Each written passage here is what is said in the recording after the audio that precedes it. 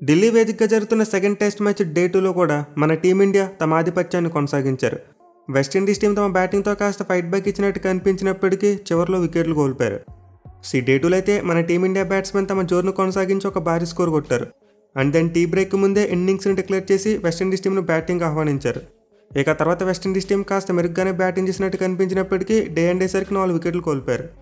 So ప్రస్తుతానికైతే visiting team 140 పరుగులు చేసి 4 వికెట్లు కోల్పోయారు. మన టీమిండియా కొట్టిన 518 పరుగుల స్కోర్ కంటే ఇంకా 378 పరుగుల దూరంలో ఉన్నారు. దీంతో ఖచ్చితంగా టెస్ట్ మ్యాచ్లు ఇంకా మన టీమిండియానే డ్రైవర్ సీట్లో ఉందని చెప్పుకోవచ్చు. ఎస్పెషల్లీ డే 3 నుండి పిచ్ అయితే ఫస్ట్ 2 డేస్లో ఉన్నట్టు ఉండదు. స్పిన్నర్స్కు బాగా అనుకూలించడం స్టార్ట్ చేస్తుంది. దీంతో మన టీమిండియా స్పిన్నర్స్ రేపు ప్రాపర్గా బౌలింగ్ చేస్తే వెస్టిండీస్ టీంలో తొందరగా అవుట్ చేయొచ్చు అండ్ ఫాల్ అని కూడా ఆడించవచ్చు. సో స్టిల్ ఈ టెస్ట్ మ్యాచ్ అయితే 3 రోజుల్లో ముగిసిపోయేందుకు అవకాశాలు కనిపిస్తున్నాయి. బట్ వెస్టిండీస్ టీం రేపు ఏమైనా ఫైట్ బ్యాక్ చేస్తే అప్పుడు డే 4కి వెళ్ళేందుకు ఛాన్స్ ఉంటుంది. ఇన్ఫ్యాక్ట్ వాళ్ళు కనుక ఫాల్ అని తప్పించుకుంటే డే 5 కూడా వెళ్ళొచ్చు. ఎనివే ఈ డే 2లో చూసుకుంటే మనకి స్టార్టింగ్లోనే ఒక హార్ట్ బ్రేక్ తగిలింది. ఈజీగా డబుల్ సెంచరీ కొడతాడనుకున్న జైస్వాల్ 175 పరుగుల వద్ద రన్అట్ అయిపోయాడు. అది కూడా చాలా అంటే చాలా అన్ఎక్స్పెక్టెడ్ వేలో రన్అట్ అయ్యాడు. సో రన్అట్ అయితే మీరు ఆల్రెడీ సోషల్ మీడియాలో చూసే ఉంటారు. అండ్ ఇక్కడ చాలామంది గిల్లు నిందిస్తున్నారు. అంటే రన్అట్ గిల్ వల్లే జరిగింది, గిల్ వల్లే జైస్వాల్ అవుట్ అయిపోయాడని చెప్పి అతను ట్రోల్ చేస్తున్నారు. బట్ నిజానికి రన్అట్లో నాకైతే జైస్వాల్ తొందరపాటు ఎక్కువ కనిపిస్తుంది. అంటే డే స్టార్టింగ్లోనే జైస్వాల్ అంత రిస్కీ సింగిల్ కోసం ట్రై చేయవలసిన అవసరం లేదు. మరి ముఖ్యంగా అతను కొట్టిన బాల్ ఆల్మోస్ట్ ఫీల్డర్ దగ్గరికి నేరుగా వెళ్ళింది. జస్ట్ ఒక 2 అడుగులు పక్క వేసి బాల్ తీసుకున్నాడు అంతే. సో టెస్ట్ ఫార్మేట్లో డే స్టార్ట్ చేసినప్పుడు ఇలాంటి రిస్కీ సింగిల్స్ తీసుకోవాల్సిన అవసరం లేదు. అది కూడా మన టీం చాలా అంటే చాలా బలమైన పొజిషన్లో ఉంది. వేరేజ్ లిమిటెడ్ ఓవర్స్ క్రికెట్లో చూసుకుంటే ఇలాంటి రన్స్ కోసం ట్రై చేయొచ్చు, అంటే రిస్కీ సింగిల్స్ ట్రై చేయొచ్చు. బట్ టెస్ట్ ఫార్మేట్లో చూసుకుంటే మాత్రం బాల్ నేరుగా ఫీల్డర్ దగ్గర కొట్టి పరిగెత్తడం అంత మంచి విషయం కాదు. సో రన్అట్ విషయంలో చూసుకుంటే జైస్వాల్ కాల్ ఇచ్చాడు అండ్ జైస్వాల్ డేంజర్ అండ్ అంటే మోస్ట్లీ ఫీల్డర్ బౌలర్ అండ్గా త్రో చేసేందుకు అవకాశాలు ఎక్కువగా ఉంటాయి. బట్ శుభ్మన్ గిల్ జైస్వాల్ కాల్ని అంత క్లియర్గా పట్టించుకోలేదు. అతను కూడా బాల్ను చూస్తూ ఉండిపోయాడు. అండ్ వెనక్కి తిరిగి నో చెప్పేలోపే జైస్వాల్ చాలా బయటకు వస్తాడు. ఆల్మోస్ట్ హాఫ్ పిచ్ దాటేసి గిల్ దగ్గరలోకి వస్తాడు. దీనివల్ల జైస్వాల్ ఇన్ టైంలో వెనక్కి వెళ్ళలేక రన్అట్ అయిపోయాడు. సో మేబీ గిల్ కనుక బాల్ చూడకుండా జైస్వాల్ కాల్ చేయగానే వెళ్ళిపోయి ఉంటే రన్అట్ జరగకపోయి ఉండేది. బట్ బాల్ ఎప్పుడైతే నాన్ స్ట్రైకర్ వెనక్కి వెళ్ళిందో వాళ్ళకి ఒక అలవాటు ఉంటుంది, వెనక్కి తిరిగి చూస్తూ ఉంటారు. మరి ముఖ్యంగా టెస్ట్ ఫార్మేట్లో ఆ mid on and mid of fielders చాలా క్లోజ్గా ఉంటారు. దీనివల్ల శుభ్మన్ గిల్ బాల్ని చూశాడు వెనక్కి తిరిగి అండ్ ఆ బాల్ నేరుగా ఫీల్డర్ చేతిలోకి వెళ్ళింది. అందువల్ల రన్ అటెంప్ట్ చేయలేదు.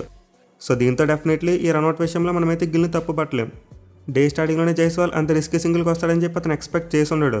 పైగా జైస్వాల్ గతంలో కొన్నిసార్లు ఎలా చేశాడు, ఆ బీజేడీలో కూడా చూసాం. విరాట్ కోహ్లీ నాన్ స్ట్రైక్ రన్లో ఉన్నప్పుడు రన్అట్ అయిపోయాడు, ఆవేశంగా పరిగెత్తుకొచ్చే. సో జైస్వాల్కి అయితే ఆ రిస్కీ సింగిల్స్ తీసుకుని అలవాటు ఉంది. బట్ టెస్ట్ ఫార్మేట్లో అలాంటివి తీసుకోవాల్సిన అవసరం లేదు. బాల్ ఫీల్డర్స్ మధ్యలోకి వెళ్ళినప్పుడు రన్ కోసం ట్రై చేయాలి. అలా కాకుండా నేరుగా ఫీల్డర్ చేతిలో కొట్టి రన్ కోసం వెళ్తే రన్అట్ అయ్యేందుకు ఎక్కువ అవకాశాలు ఉంటాయి. అయితే కొంతమంది చూసుకుంటే రన్అట్ విషయంలో శుభ్మన్ గిల్ని బాగా ట్రోల్ చేస్తున్నారు. అంటే జైస్వాల్ ఎక్కువ రన్స్ కొడితే అతని పేరు వచ్చేస్తుంది, గిల్ పేరు తగ్గిపోద్ది, అందుకే సెల్ఫిష్గా రన్అట్ చేశాడని చెప్పి కొంతమంది ట్రోల్ చేస్తున్నారు. బట్ నేను అడిగితే ఇదంతా ఒక ట్రాష్. గిల్ ఎక్కడ కూడా జైస్వాల్ని కావాలని చెప్పి రన్అట్ చేయలేదు. ఒకవేళ అతనే సింగిల్కి పిలిచి సగం దూరం వెళ్ళి మళ్ళీ వెనక్కి వచ్చేస్తే అప్పుడు గిల్ కావాలని చేశాడని చెప్పి అనుకోవచ్చు. బట్ అక్కడ గిల్ ఎక్కడ కూడా జైస్వాల్ని కావాలని రన్అట్ చేయలేదు. ఇన్ఫ్యాక్ట్ అతను అప్పటికే వెనక్కి తిరిగి గట్టిగా నో కూడా చెప్పాడు. కానీ జైస్వాలే చాలా తొందరపడ్డాడు. అండ్ ఇంకో విషయం ఏంటంటే జైస్వాల్ని చూసి గిల్ ఏమీ జెల్సీ ఫీల్ అవ్వట్లేదు. ఇన్ఫ్యాక్ట్ వీళ్ళిద్దరూ చాలా మంచి ఫ్రెండ్స్. గిల్ ఈ రోజు సెంచరీ కంప్లీట్ చేయగానే జైస్వాల్ అందరికంటే ఎక్కువగా సెలబ్రేట్ చేసుకున్నాడు. అండ్ డే ఫినిష్ అయిన తర్వాత కూడా రన్అట్ గురించి చెప్పాడు. ఇది part of game, it's fine అని చెప్పి అన్నాడు. పైగా నేను వీళ్ళిద్దరూ కలిసి బ్యాటింగ్ చేసినప్పుడు ఒక ఫన్నీ మూమెంట్ కూడా చూసాం. శుభ్మన్ గిల్ మరియు వెస్టిండీస్ వికెట్ కీపర్ మధ్య ఒక డాష్ జరిగింది అండ్ అందులో చూసుకుంటే గిల్ యొక్క తలకి దెబ్బ తగిలింది. అయితే ఈ టైంలో జైస్వాల్ చాలా ఫన్నీగా బిహేవ్ చేశాడు. శుభ్మన్ గిల్కి 2 వేలు చూపించి ఇవన్నీ అని చెప్పి అడిగాడు. అంటే ఫన్నీగా కంకషన్ టెస్ట్ చేశాడు అతనికి. సో వీళ్ళిద్దరి మధ్య బాండింగ్ అయితే అద్భుతంగా ఉంది. ఒకరు సక్సెస్ను మరొకరు ఎంజాయ్ చేస్తున్నారు. దీంతో ఎవరైతే వీళ్ళిద్దరి మధ్య డిఫరెన్సెస్ క్రియేట్ చేస్తున్నారో వాళ్ళు అవి మానుకుంటే బాగుంటుంది. మేలు మీరు చేసే పనుల వల్ల ఇద్దరు ఫ్యాన్స్ మధ్య అనవసరంగా వైరం మొదలవుద్ది. సో రన్అట్ విషయంలో మనమైతే కంప్లీట్లీ గిల్ని బ్లేమ్ చేయవలసిన అవసరం లేదు. చాలా వరకు జైస్వాల్ మిస్టేక్ కనిపిస్తుంది. ఎనివే జైస్వాల్ అవుట్ అయిపోయినప్పటికీ మన టీమిండియా బ్యాటింగ్ జోరు ఏమాత్రం తగ్గలేదు. ఆ తర్వాత మన కెప్టెన్ శుభ్మన్ గిల్ మరియు నితీష్ కుమార్ రెడ్డి వీళ్ళిద్దరి మధ్య ఒక పెద్ద పార్ట్నర్షిప్ రావడం చూసాం. మెయిన్ ఇద్దరు అగ్రెసివ్ ఇంటెంట్తో బ్యాటింగ్ చేశారు. ఎస్పెషల్లీ నితీష్ కుమార్ రెడ్డి అయితే టీం కోసం సెల్ఫ్లెస్గా ఆడాడు. సో ఇద్దరు అగ్రెసివ్ బ్యాటింగ్ కారణంగా మన టీమిండియాకి అయితే చాలా క్విక్గా రన్స్ వచ్చాయి. లంచ్ బ్రేక్ వచ్చేసరికి మన టీమిండియా 400 పరుగుల మార్కును దాటేశారు. ఇన్ఫ్యాక్ట్ మొదటి సెషన్లోనే 100 కంటే ఎక్కువ రన్స్ కొట్టారు. సో మన team India captain Shubman Gill first test మ్యాచ్లో సెంచరీ మిస్ అయినప్పటికీ ఈ మ్యాచ్లో మాత్రం మిస్ కాలేదు. నిజంగా బ్రిలియంట్ బ్యాటింగ్ చేశాడు. మరోసారి అతని క్లాస్ బ్యాటింగ్తో రన్ ఫెస్ట్ చూపించాడు. సో గిల్కి అయితే ఈ సెంచరీ చాలా అంటే చాలా స్పెషల్ అని చెప్పుకోవచ్చు. ఎందుకంటే యాజ్ ఎ కెప్టెన్గా ఫస్ట్ టైం మన ఇండియన్ గడ్డ మీద సెంచరీ కొట్టాడు. అండ్ ఆల్సో అతని సెంచరీ ద్వారా చాలా రికార్డులను క్రియేట్ చేశాడు. ఎస్పెషల్ యాజ్ ఎ కెప్టెన్గా డాన్ బ్రాడ్మన్ మరియు సునీల్ గవాస్కర్ లాంటి లెజెండ్స్ని ఈక్వల్ చేశాడు. సో ఇప్పటివరకు చూసుకుంటే గిల్ అయితే తన కెప్టెన్గా మారిన తర్వాత మొదటి 8 టెస్ట్ మ్యాచ్లోనే 5 సెంచరీలు కొట్టాడు. అండ్ ప్రీవియస్గా అలాంటి ఘనత కేవలం డాన్ బ్రాడ్మన్ మరియు సునీల్ గవాస్కర్ ఇద్దరు మాత్రమే కెప్టెన్స్ ఉన్నప్పుడు సాధించారు. అలాగే మన ఇండియా తరపున చూసుకున్న ఒక క్యాలెండర్ ఇయర్లో ఎక్కువ సెంచరీలు కొట్టిన కెప్టెన్గా విరాట్ కోహ్లీ రికార్డ్ని ఈక్వల్ చేశాడు. కోహ్లీ టెస్ట్ కెప్టెన్గా ఉన్నప్పుడు ఒక క్యాలెండర్ ఇయర్లో 5 సెంచరీలు 2 సార్లు కొట్టాడు. అండ్ గిల్ చూసుకుంటే ఆ రికార్డ్ని ఇప్పుడు ఈక్వల్ చేశాడు. అతను కూడా ఒక క్యాలెండర్ ఇయర్లో కెప్టెన్గా 5 సెంచరీలు కొట్టాడు. ఇన్ఫాక్ట్ గిల్ గేమ్కి రికార్డును బ్రేక్ చేసే ఛాన్స్ ఉంది, ఎందుకంటే మనం సౌత్ ఆఫ్రికా టీంతో ఆడదు ఇంకా 2 టెస్ట్ మ్యాచ్లు ఆడబోతున్నాం. దీంతో గిల్ ఏమైనా సిరీస్లో మరో సెంచరీ కొడితే కోహ్లీ రికార్డ్ బ్రేక్ అయిపోద్ది. ఇక WTC వైస్ చూసుకున్న గిల్ చాలా రికార్డ్స్ను బ్రేక్ చేశాడు. WTC స్టార్ట్ అయిన దగ్గర నుండి చూసుకుంటే మన టీమిండియా తరపున ఎక్కువ రన్స్ కొట్టిన బ్యాట్స్మెన్గా టాప్లోకి వెళ్ళిపోయాడు. అలాగే సెంచరీస్ చూసుకున్న రోహిత్ శర్మను దాటేశాడు, 10వ సెంచరీ కొట్టాడు.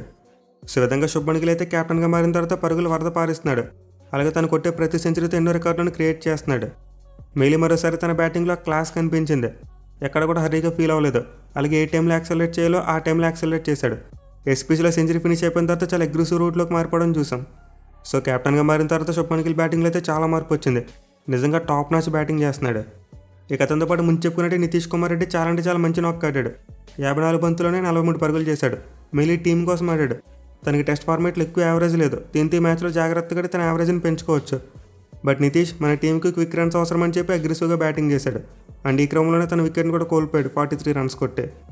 ఇక ధ్రువ్ జురేల్ చూసుకున్న తన ఫామ్ని కంటిన్యూ చేశాడు. శుభ్మన్ గిల్కి చాలా మంచి సపోర్ట్ ఇచ్చాడు, 44 రన్స్ కొట్టాడు. బట్ జురేల్ అయితే ఎక్కువగా సెకండ్ ఫిడిల్ ఇన్నింగ్స్ ఆడాడు, అంటే గిల్ అగ్రెసివ్గా ఆడుతుంటే అతను బ్యాక్ స్టెప్ తీసుకుని ఆడాడు. బట్ ఈవెన్చువల్గా చూసుకుంటే అతను 50 కొట్టేంత వరకు మన వాళ్ళు వెయిట్ చేశారు. అంటే జురేల్ 50 కొట్టిన తర్వాత ఇన్నింగ్స్ని డిక్లేర్ చేద్దామని చెప్పి వెయిట్ చేశారు. బట్ అన్లక్కీలీ జురేల్ 44 రన్స్ దగ్గర అవుట్ అయిపోయాడు. దీంతో మన టీమిండియా 518 రన్స్ దగ్గర తమ ఇన్నింగ్స్ని డిక్లేర్ చేశారు. సో మన వాళ్ళు అయితే చాలా పెద్ద స్కోర్ను బోర్డు మీద పెట్టారు. మెయిలీ ముందు చెప్పినట్టు పిచ్ అనేది డే 3 నుంచి బాగా డిటోరేట్ అవుతుంది. దీంతో స్పిన్నర్స్ ఖచ్చితంగా గేమ్లోకి వస్తారు. ఇన్ఫాక్ట్ ఈ డే 2లోనే స్పిన్నర్స్ ఎక్కువ వికెట్లు తీయడం చూసాం. వెస్టిండీస్ టీంకి పడ్డ అన్ని వికెట్లు కూడా స్పిన్నర్స్ తీశారు. అండ్ మన టీమిండియా బౌలర్స్ చూసుకుని డే 2లో పడిన వికెట్స్ అని కూడా స్పిన్నర్స్కే పడ్డాయి. మెయిలీ జడేజా మరోసారి అద్భుతమైన బౌలింగ్ చేశాడు, 3 వికెట్స్ తీసుకున్నాడు. సో టీ బ్రేక్ ముందైతే వెస్టిండీస్ ఓపెనర్స్ కాస్త గ్రిటీనెస్ చూపించారు. మొదటి 7 ఓవర్ల పాటు బాగానే బ్యాటింగ్ చేశారు. బట్ టీ బ్రేక్ ముందు సుదర్శన్ దగ్గర నుంచి ఒక అన్ఎక్స్పెక్టెడ్ క్యాచ్ చూసాం. నిజంగా అలాంటి క్యాచ్ తీసుకోవడం చాలా అంటే చాలా రేర్గా చూస్తాం. ఇన్ఫాక్ట్ ఒక డేంజరస్ క్యాచ్ అని చెప్పుకోవచ్చు, ఎందుకంటే జాన్ క్యాంబెల్ ఆ బాల్ని గట్టిగానే కొట్టాడు. అండ్ సాయి చూసుకుంటే ఆల్మోస్ట్ డిఫెన్స్ మోడ్లోకి వెళ్ళిపోయాడు, అంటే తన చేతులు వెనక్కి తిప్పి పెట్టాడు, అలాగే హెల్మెట్ని కింద పెట్టేశాడు. బట్ బ్యాట్స్మెన్ బ్యాట్లకు కొద్దీ ఆ బాల్ సాయి బాడీకి మరి చేతులకు మధ్య స్టిక్ అయిపోయింది. సో నిజానికి ఇది సాయి చూపించిన బ్రేవరీకి దక్కిన ఫలితం అని చెప్పుకోవచ్చు. అంటే ఆ పొజిషన్లో ఫీల్డింగ్ చేస్తున్నప్పుడు మోస్ట్లీ వెనక్కి తిరిగిపోతారు, అంటే బ్యాట్స్మెన్ స్వీప్ షాట్ అటెంప్ట్ చేస్తున్నాడని తెలియగానే బ్యాక్ తిరిగేస్తారు. బట్ సాయి మాత్రం వెనక్కి తిరగకుండా తన బాడీ అడ్డు పెట్టాడు, అండ్ దానికి ఫలితంగానే క్యాచ్ దక్కింది. అయితే టీ బ్రేక్ తర్వాత చూసుకుంటే మాత్రం వెస్టిండీస్ బ్యాట్స్మెన్ దగ్గర నుంచి ఫైట్ బ్యాక్ చూసాం. తగ్నరేన్ చంద్రపాల్ అలాగే ఎలిక్ కతినస్ ఇద్దరు కూడా చాలా మంచి బ్యాటింగ్ చేశారు. ఎస్పెషల్లీ వీళ్ళిద్దరు మంచిగా డిఫెన్స్ ఆడుతూనే మన టీమిండియా బాల్స్ మీద అటాక్ కూడా చేశారు. సో ఇద్దరి మధ్య అయితే 2 వికెట్కు 66 పరుగుల పార్ట్నర్షిప్ వచ్చింది. దీంతో ఇదేంటబ్బా మన టీమిండియా బౌలర్స్కి వికెట్స్ పడట్లేదని చెప్పి మనకైతే డౌట్స్ వచ్చాయి. ఇన్ఫాక్ట్ ముందు చెప్పుకున్నట్టు వీళ్ళిద్దరు షార్ట్స్ కొట్టడం ట్రై చేశారు. జడేజా బౌలింగ్లో చంద్రపాల్ అయితే ఒక 6 కూడా కొట్టాడు. బట్ అదే ఓవర్లో జడేజా కంబ్యాక్ చేసి చంద్రపాల్ని అవుట్ చేశాడు. అండ్ వికెట్ విషయంలో పట్టుకున్న క్యాచ్ చూసుకుంటే రాహుల్ జగ్గిల్ చేశాడు, అంటే 2-3 సార్లు అటెంప్ట్ చేసి చివరికి క్యాచ్ పట్టుకున్నాడు. సో జడేజా పార్ట్నర్షిప్ను బ్రేక్ చేయడం చాలా క్రూషియల్ థింగ్ అని చెప్పుకోవచ్చు. ఎందుకంటే మన టీమిండియా కాస్త కాంపిటెంట్గా ఇన్నింగ్స్ని కాస్త ఎర్లీగానే డిక్లేర్ చేశారు. అంటే నార్మల్గా చూసుకుంటే డే ఎండింగ్లో డిక్లేర్ ఇస్తారు, కానీ మన వాళ్ళు ఆల్మోస్ట్ 1.5 సెషన్ ఉండగానే డిక్లేర్ ఇస్తారు. దీంతో వెస్టిండీస్ టీం కనుక డే 2ను 140-1గా ఫినిష్ చేసి ఉంటే మన టీంకి ఖచ్చితంగా బ్యాక్ ఫైర్ అయి ఉండేది, అంటే డే 2 2 జట్లకు ఈక్వల్గా మారి ఉండేది. బట్ జడేజా క్రూషియల్ టైంలో ఇంపార్టెంట్ పార్ట్నర్షిప్ను బ్రేక్ చేశాడు. అలాగే తర్వాత కుల్దీప్ యాదవ్ చూసుకుంటే ముందు రన్స్ ఇచ్చినప్పటికీ అతను కూడా వికెట్ తీశాడు. 41 రన్స్ కొట్టి సాలిడ్గా కనిపించిన అతనాజ్ వికెట్ తీసుకున్నాడు. అండ్ దెన్ అగైన్ మళ్ళీ జడేజా వచ్చి కాటన్ బాల్తో రోస్టన్ చేసి వికెట్ తీయడం చూసాం. సో విధంగా 2 వికెట్ పార్ట్నర్షిప్ బ్రేక్ అయిన తర్వాత మన టీమిండియాకి అయితే మళ్ళీ క్విక్ టైంలో 2 వికెట్లు దొరికాయి. బట్ అగైన్ డే ఎండింగ్లో వెస్టిండీస్ వికెట్ కీపర్ల మధ్య మళ్ళీ ఒక పార్ట్నర్షిప్ మొదలైంది. షేహోప్ మరియు టివిన్ ఇద్దరు కూడా ప్రజెంట్ 33 పరుగులు యాడ్ చేశారు 5వ వికెట్కే. బట్ ఎనో వెస్టిండీస్ టీం ఈ డే 2ని ఇంకా స్ట్రాంగ్గా ఫినిష్ చేసి ఉండొచ్చు. మెయిన్ వాళ్ళ బ్యాట్స్మెన్ అనవసరంగా రాంగ్ షాట్స్ ఆడి తమ వికెట్లను కోల్పోయారు. ఒక తగ్నరేన్ చంద్రపాల్ వికెట్ పక్కన పెడితే మిగతా ముగ్గురు కూడా లూజ్ షాట్స్ ఆడారు. అదర్వైజ్ వెస్టిండీస్ టీం ఈ డే 2ను 4 వికెట్లు కోల్పోయి కాకుండా 1 లేదా 2 వికెట్లు మాత్రమే కోల్పోయి ఫినిష్ చేసి ఉండేది. బట్ ఇన్వెస్టిల్ వెస్టిండీస్ టీంకి ఫైట్ బ్యాక్ చేసే అవకాశం ఉంది. వాళ్ళు కనుక రేపు ఈ స్కోర్కి ఒక 178 పరుగులు యాడ్ చేస్తే, అంటే ఓవరాల్గా 318 రన్స్ కొట్టగలిగితే ఫాల్ అని తప్పించుకోవచ్చు. మెయిన్లీ మనం ప్రీవిడీలో చెప్పుకున్నాం వెస్టిండీస్ టీం గత 12 ఇన్నింగ్స్లో ఒకసారి కూడా 50 ఓవర్ల పాటు బ్యాటింగ్ చేయలేదని చెప్పి. కానీ ఇన్నింగ్స్లో చూసుకుంటే మాత్రం ఆల్రెడీ 43 ఓవర్స్ ఆడేశారు. దీంతో మరో 7 ఓవర్స్ పాటు బ్యాటింగ్ చేయగలిగితే వాళ్ళ వర్స్ట్ స్ట్రీక్ని ఎండ్ చేసినట్టు అవుతుంది. అయితే డే 3 నుంచి బ్యాటింగ్ చేయడం అంత ఈజీగా ఉండకపోవచ్చు. ఫస్ట్ 2 డేస్లో పోయి చాలా వరకు బ్యాటింగ్ అనుకూలించింది, కొన్ని బాల్స్ మాత్రమే టర్న్ అయ్యాయి. బట్ డే 3 నుంచి చూసుకుంటే కన్సిస్టెంట్గా ప్రతి బాల్ కూడా టర్న్ అయ్యేందుకు ఎక్కువ అవకాశాలు ఉంటాయి. చూడాలి మరి వెస్టిండీస్ టీం డే 3లో సర్వ్ అవ్వగలుగుతుందా, లేకపోతే మన టీమిండియా బౌలర్స్ 2 సార్లు అపోనెంట్ టీంని ఆల్అౌట్ చేస్తారనేది.